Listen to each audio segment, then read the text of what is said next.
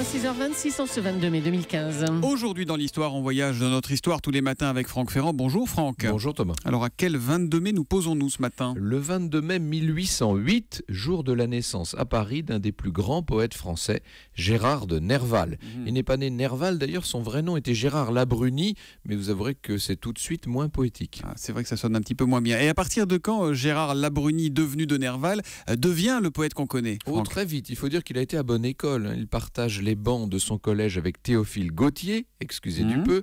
C'est d'ailleurs à cette époque qu'il compose son premier recueil intitulé sobrement Poésies et poèmes. À 19 ans seulement, il traduit le Faust de Goethe. Il intègre ensuite une étude de notaire pour faire plaisir à son père. Seulement la poésie le rappelle très vite.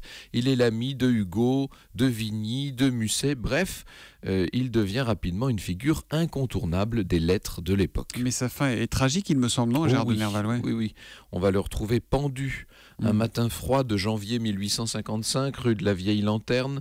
On sait que Nerval était sujet à certaines crises de folie, qu'il était par ailleurs fasciné par l'ésotérisme, l'alchimie, la magie noire et tous les cultes sombres. Ce suicide n'étonne personne, encore que quelques-uns de ses amis s'interrogent, Alexandre Dumas notamment, qui se demande comment le chapeau de Nerval a pu rester sur sa tête malgré les soubresauts que la mort par pendaison implique. Ses pieds effleurent quasiment le sol, vous avouerez que c'est étrange.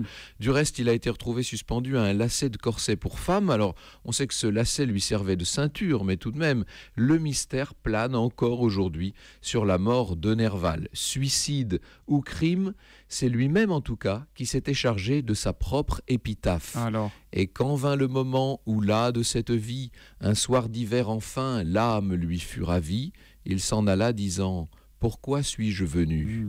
Je pourrais vous en réciter d'autres, mais ce serait une autre histoire. La prochaine fois, tous les matins, vous pourriez nous faire un petit vers comme ça, non ? Le papillon, fleur sans tige, qui voltige, c'est beau, Nerval. Il est fort ce Franck Ferrand qu'on retrouve tout à l'heure. Vous nous parlerez de quoi à 14h ? Je recevrai Christophe Bourseiller pour évoquer des théories historiques un peu étonnantes. Au cœur de l'histoire, rendez-vous tout à l'heure donc à 14h sur Europe 1 avec Franck Ferrand. À tout à l'heure.